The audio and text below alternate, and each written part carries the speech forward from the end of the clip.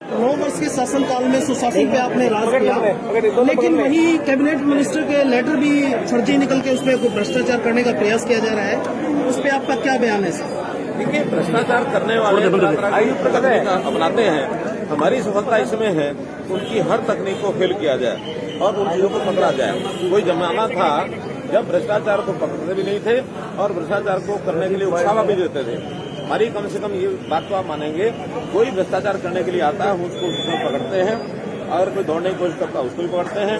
हमारे cyber crime करने वाले लोग बहुत पकड़े गए हैं।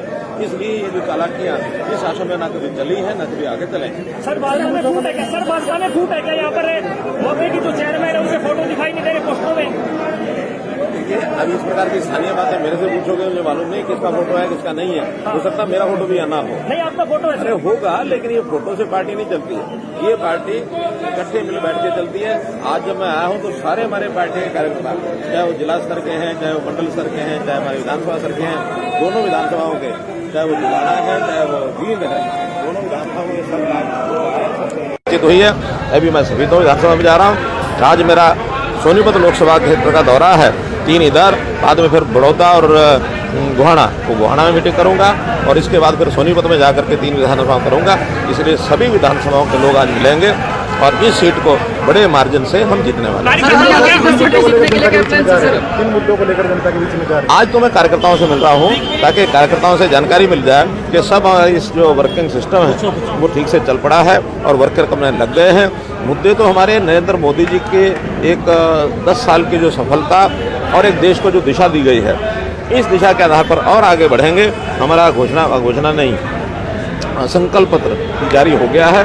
उस संकल्प पत्र में जो जो चीज़ें बताई गई हैं, चाहे वो महिलाओं के हित में हो, चाहे युवाओं के हित में हो, किसानों के हित में हो, गरीबों के हित में हो, बहुत चीज़ें बताई गई है। हरियाणा में कई जगह विरोध भी हो रहा है, लोग विरोध कर रहे हैं, चाहे बीजेपी का हो। जो विरोध हो रहा है वो आपको भी पता, मुझे भी पता है। कुछ लोग सिर्फ ऐसे होते हैं जो अपनी दबंगाई जो चलाते हैं, पहले चल जाती थी, अब चलती नहीं है।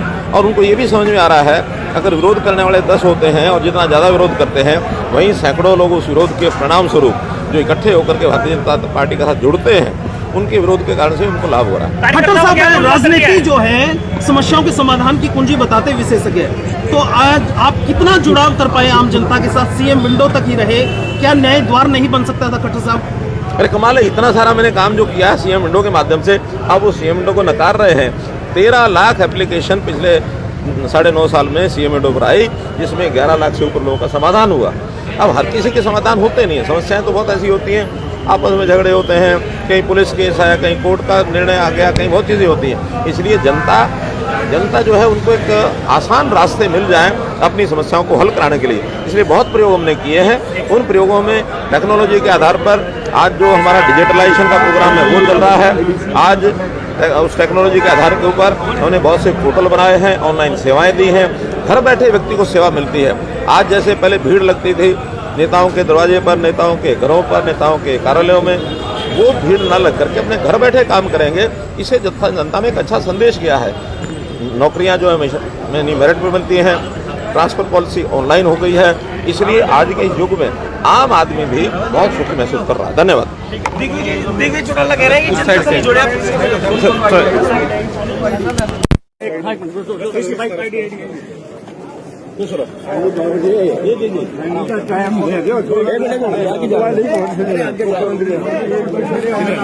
शोर तो करना यार, फोटो